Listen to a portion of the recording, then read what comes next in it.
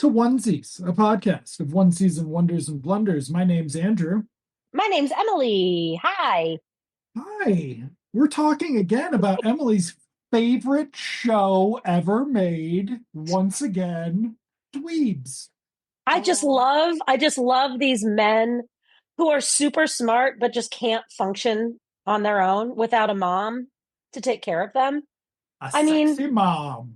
A what's not sexy to mom. love? Um, Everybody fantasizes about Carrie this episode, except for Morley does not have any undue fantasies. No, because Um, he's more of a child than the other ones. And so his fantasy is very she'll play with childlike. him like they're But five. but also what's his name? The boss. Peter Scolari doesn't fantasize about her either. Yes, he does. We'll talk about it when we get to it. Okay. You must have blanked for some reason at the goodness. Okay, so the episode begins with Peter Scolari complaining to Todd that there's nobody fucking working. And Oh yeah, because there's nobody actually in the office. right, which is like the C plot, but the show's bad. It's poorly written and Peter Scolari's bad. So there's no like continuity of this plot mattering in any way, shape, or form. Um, because it's a bad show that Emily loves. Anyway, so Todd tells Peter Scolari that Carrie took them all to aerobics class, which I can't seems I can't imagine why they'd want to go to aerobics class with her. right. A little bit of jiggle jiggle. So we don't get that scene. Thank goodness. Possibly because Fair was like, no, just no, I'm not. There's a limit. Um, it is surprising given how they treat her this episode. They didn't make this into a sitcom with like Pamela Anderson or something like Yeah, that. yeah. Like that's how because this episode so they get back from the gym. What's his face? Stephen Tobolowsky's feeling it. He's got on his headband. He was so Vic cute. is complaining. Maybe Morley's complaining. Don't care. Um, but then Carrie comes in and she like hurts her back doing something. And so She's she like like she's like talking about though, because Scolari's upset that, like why is everybody focused on exercise? And she's going on about the benefits. Some companies actually encourage their staff to work out on their time because, it provides environment where people are more productive and they're healthier and they work longer and then she bends over to get something out of a refrigerator, maybe like a mini fridge, and hurts her back. And she's stuck like in a complete 90-degree angle, cannot get up, want want. How old is she in this? This actress? She's not 40 yet. no, There's she's no way like she's 40. She's 20, 28 or something. yeah, Sarah. 68. So that was 1995 minus So she's 1968. barely 30. She's 27, So, according to my calculation. when I turn 27, I hope that I can bend over to get something out of a mini fridge without hurting myself. For new listeners, Emily is a child bride of her septuagenarian husband, who you can email at Mr. Emily at onesiespod dot whatever. No, the bit. We Dot don't have net, dot dot net net. dot AOL. So Oh, when I turn 27, I I actually kill told myself. I actually told somebody about WookieFeet.com the other day. Oh God, I don't even was that like second season? Anyway, so yeah, so Carrie's gonna go home and we get to the office the next day and everything's a disaster. Chaos. Is this the scene where people are like fighting? No, that's later. The guys come in and they're just unable to get along without mommy there to check This their is yeah, behavior. this is what yeah. And so I'm zoning. How does Tobolowsky end up over there? They try calling her, so we get a scene of her not answering the phone. She's laid up on her couch just to set the scene for anybody who isn't watching this fabulous show, with her feet up on 5 or 6 cushions. Again, she is like creating a 90-degree angle with her, like two 90-degree angles with her body. And for some reason, the phone is placed right next to her, but just out of reach. Whatever. So there's a scene where she's struggling to answer the phone. And when she does finally answer it, she's literally, it's a corded phone. So she literally just like hits it up and it lands on her chest and she screams from pain. To which Morley's like, "Hey, Carrie, how you feeling?" And then he gets hit upside the head by Vic. And they are just calling to see how she's doing. They miss her. And she says, "Leave me alone. Stop calling me. I'm in pain."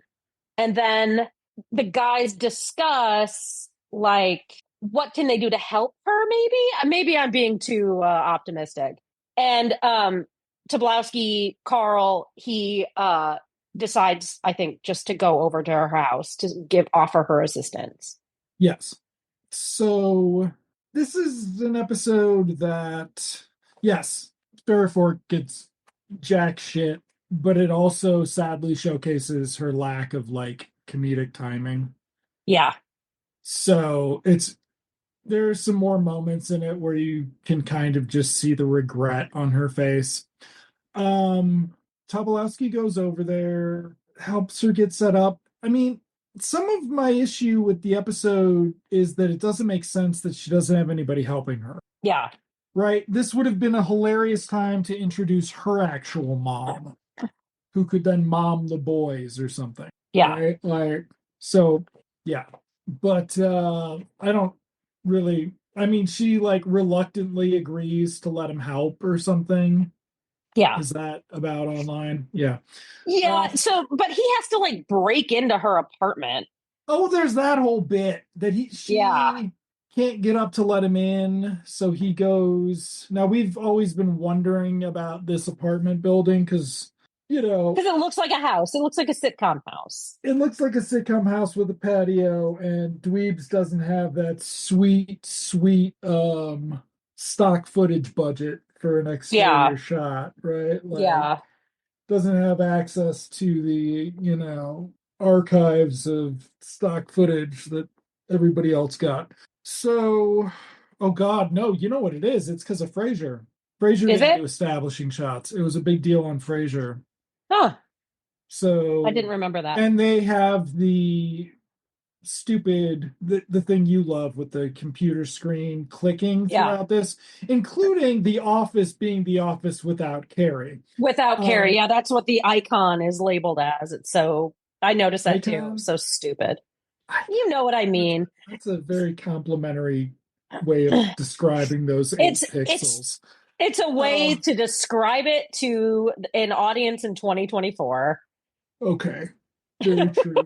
So yeah, sorry. Yeah, so he has to lower himself down onto the patio, which means that he like can access the roof of her house, which if you've seen Slow Horses season 4, no spoilers, but you should. Also, should watch it, everybody. Mr. Emily and His Child Bride. Okay, so We're not going to watch. fucking A. Uh, though Hugo Weaving is hilariously bad. Like Hugo Weaving, just as an American, ooh, seen in Train Spotting, just like shits the bed. Like, and I think he's doing a Tommy Lee Jones impression. It's other than that, they pull it off. Some very good acting. In a yes. Anyway, so back to a show without very good acting. Yeah, so he lowers himself down, but who knows how this apartment building. We knew more about the world and World of Giants. Yeah. Yeah. Oh my God, did I enjoy World of Giants more than Dweebs? They didn't have a Stephen Tobolowsky though on They World of did not have Giants. a Steven Tobolowsky. That There is was true. no character that was likable, even remotely No, likable. that is true. Okay, so yeah, so he let himself in and has to help her. So the next day, he's at work. I think this is probably when the more of the fighting and bickering start amps up because he's got a key to go and help her. And so that really makes Vic jealous. Yes. Um, She gave him a key and she he's gave playing him it a up. key. He's Yes. playing it up to try to make the boys jealous. Yes. And then Morley doesn't really react to it because he Morley is what was Rat Tail's name from that fucking what? Jeez. Oh my God, we've watched so many shows with annoyed little kids I referred to. What's his name? Oh Oh God. shit. What Uh, was that? Free on Spirit? Joe's life. Joe's Joe's life. Life, but there was one on Free Spirit too. Gary Max Benji. Ben. Anyway, Anyway. Ben, whatever. The and the shitty little one on uh Dracula. Oh, that My God, one. what do we watch? Why do we watch these shows with these shitty little, brat kids? Okay, This one so doesn't have any kids, Andrew. Morley's a kid. Okay, but he's not really a brat. He's just He's a needy. baby. He's a Yeah. needy child who needs to be swaddled. Okay, so Vic and Stephen Tobolowsky bicker. Carl. We Carl, we go to commercial with Vic's pulling on the key, so it smacks Carl. And then when we come back, I believe we have Peter Scolari and Todd with Peter Scolari. They have a subplot about how Todd is basically doing Carrie's job, and he's doing a And very bad job of it. very badly. Yeah. And he is on anti-anxiety meds, and it's because he doesn't ask clarifying questions.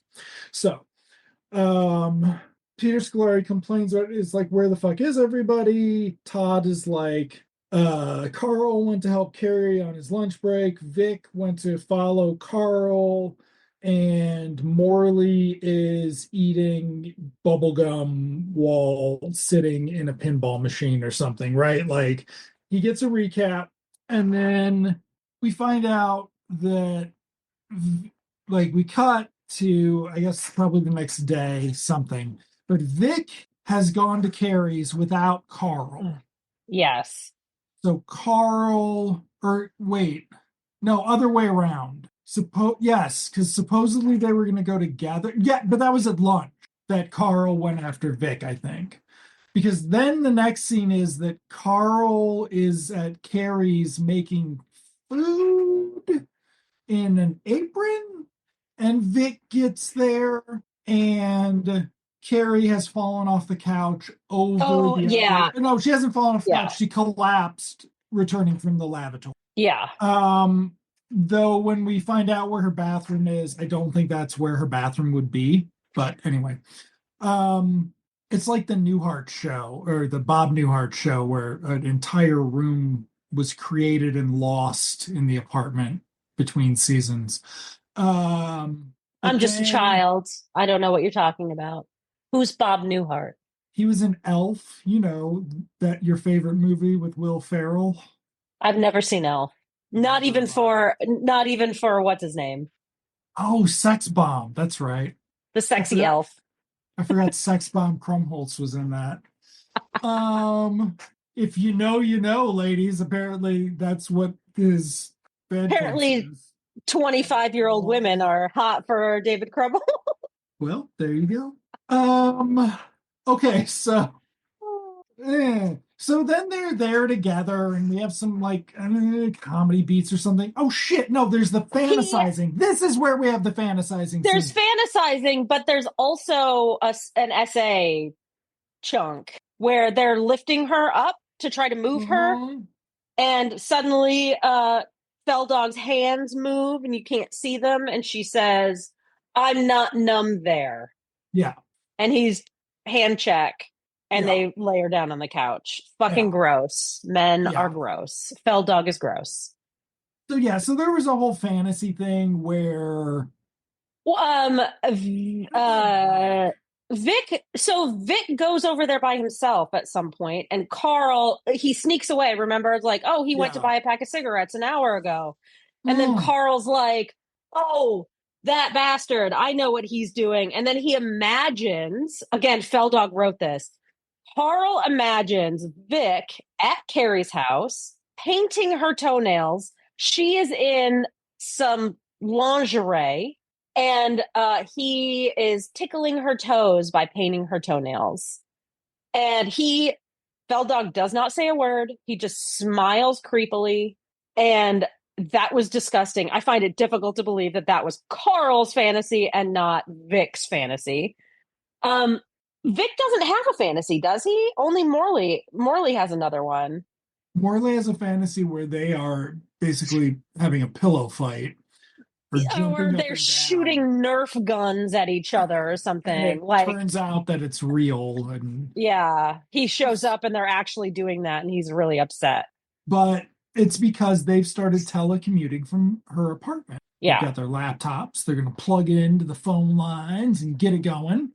Ugh. And so Morley comes over at the very end of the day and he's like, "Where the hell have you all been?" "Working from here." And then they leave and she gives them all a kiss on the forehead. Stephen Tobolowsky gets back in line and she gives him We've seen another that kiss. before. Where have we seen that before? Okay. Vic goes for the mouth but doesn't get it. Um, and He's too then, short. He's too yeah. short. He just keeps hitting her in the chest. Well, maybe that's right where he wants to be.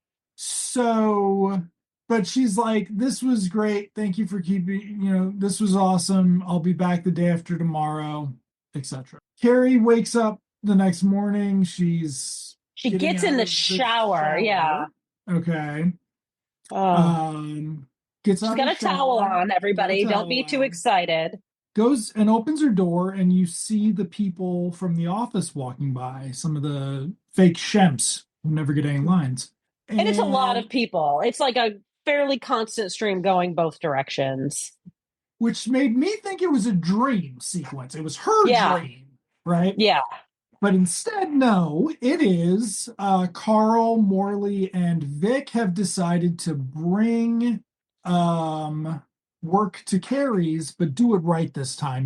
Get some T1 cable in there, the copiers, get all that kind of thing going. So that was interesting. Um, and then we have some setup on that, and then we cut to uh Scolari and Todd.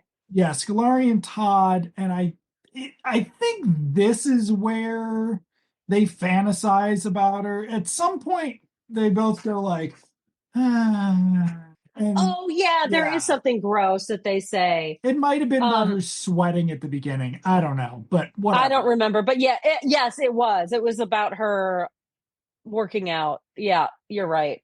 Yeah, But so Scolari comes out of his office. There's all sorts of shit going on in the office that seems impossible. Things things are coming off of dot matrix printers and like there's work happening by ghosts in the office. And Scolari is confused, even though he's a tech genius, and asks Todd, "Do you see anybody in the office working?" And Todd says something fucking ass kissy like, "If you do, sir." Um, they talk a little bit. They realize that literally everybody in the office is at Carrie's house. So they show up at Carrie's house. By this time, Carrie is fully dressed, not just in her little crop tank top and sweatpants, but a sweater and some, I don't even know what kind of pants. Um, women's and slacks. women slacks and they're confused. She wants everybody to go home. She says so. They all look at Scolari and she's like, "What are you looking at him for? This is my house." Can I say something? I thought that he was going to have to tell everybody to leave. I did too. In that moment, I thought, "Oh fuck, this woman doesn't even have control over her own home. Yeah, I thought that's where All of that these was going to go. assholes are going whatever." That's not the case. I was 100% sure that's where it was going. She says, "Leave now." They all just leave. Um, and does she have a moment which with the guys before they leave. Is that where Just they do the head kiss thing? I don't remember where no, they. the head kiss thing was No, the day before. I think it's just like, hey, she this has been does tell great, them. Yeah, she does talk about but boundaries. yeah, but this is my home. Oh, yes, because she says, this is my home. When I'm at home, I want to be away from work. And when I'm at work, I want to be at home. Like she makes Yeah, that joke. So there's like something that could be pulled into 2024, right? Like boundaries from working from home people and stuff like that, whatever. Um, so the main guys leave and Todd, and then Scolari is still sitting there, and he is befuddled, bewildered, bewitched, um, and says something like, I don't understand. I'm the boss, I'm the genius. You know nothing about computers, and yet everybody likes you. Everybody likes you, and they can't work without you. Why is that? And I don't even remember if there's an answer to that. But he does admit, like, I missed you. I wanted to yeah. bring you chocolates. So this is the bringing back the will they won't they thing. They will. Or I started rewatching news radio, yeah. and I have opinions. I was shocked at how quickly they resolved the will they won't they in that first season. Um, this is just dragging on though. This is too much because they have nothing in common except the work that they do. She's very attractive and he's not particularly attractive. He has no social skills. He doesn't have any hobbies. Like they don't have anything in common except that she could make him better by teaching him social skills and teaching him how to have friends and how to talk to people. I think that's why I'm so frustrated by this because it's like there's nothing, there's literally nothing. She gets paid a shitload of money to manage a fucking adult daycare of tech geniuses, and he brings nothing to the table except money. And that can be enough. That can be enough. I'm not shaming anybody, but don't pretend like there's some kind of chemistry, enough chemistry for a 10 episode arc. Sorry, I'm off my soapbox. Your I didn't favorite show realize because it I makes you didn't think realize so much, Emily. It makes you how feel. I didn't realize how passionate I was about that until this moment. I Well, no, hate more because I hate Maura Tierney though. God damn, I hate her. Oh, whatever. uh, anyway, maybe she can do a show with Hugo Weaving. Because I was shit talking Hugo Weaving on a tangent earlier. Were you Oh, were ignoring? you? I probably was. Or maybe you didn't name him and God, I just my didn't know what you were God. I talking said the about. words Hugo Weaving. Oh, I love him. Well, he's really bad in slow horses. Okay. Oh, yeah. I don't remember anything you said about slow horses. I'm not gonna watch it, bro. I'm gonna You're watch gonna the watch. full.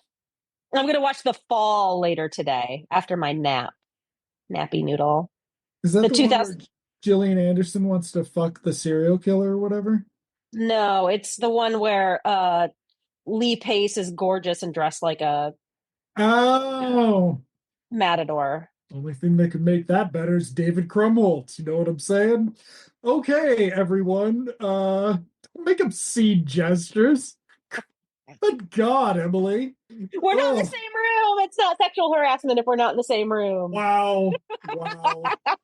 Oh, That's staying in. email HR at onesiespod.aol. Um, okay, so what's Oh, let's next? see what's on next Yeah. week. Dweebs. Dweebs. Episode 6, The Crush Show. One of the guys has a crush on Carrie. Can you guess which one? Do you know or do I have to guess? No, I know which one. Okay. Is It's it, well, it's not all of them. Is it Morley? No. it's actually, wait a minute. This is different than the other thing I read. Vic's jealousy gets the best of him after his negative actions towards Carrie's boyfriend gets him in trouble. But I had heard it was Carl. I don't know. I had read, maybe, I don't know, whatever. It doesn't matter. They all have crushes on her, Right. obviously. Carrie, Stupid. They've already gotten in trouble for having crushes on her and being jealous of her boyfriend and doing background checks on her boyfriend. on the Jealousy Show, I believe. Yes. So this is nothing new. Sorry you don't like the epical nature of the arc of your favorite television show. I Such a know. weird um, situation. So yeah, we'll be back with that, which means that dead weight playing her boyfriend will be back too. That's true. Um, I'm super excited for that dead oh weight yeah, boyfriend. Is oh it yeah, him? Is it actually him though? Yes. yeah. Okay. Well, If you Andrew, worked on Dweebs, you didn't like have anybody else booking you while that you were recurring on Dweebs season one. well, Like because nobody it's was so calling good, you back. you just assumed it was going to go on forever. Yeah. Um, well, Okay. Emily, Hey, Andrew, we are halfway through this season of onesies and this season of dweebs or creeps or whatever the fuck this show is called. I will see you next week when we discuss the Crush show. Andrew, I'll see you in television land. see you in television land, Emily.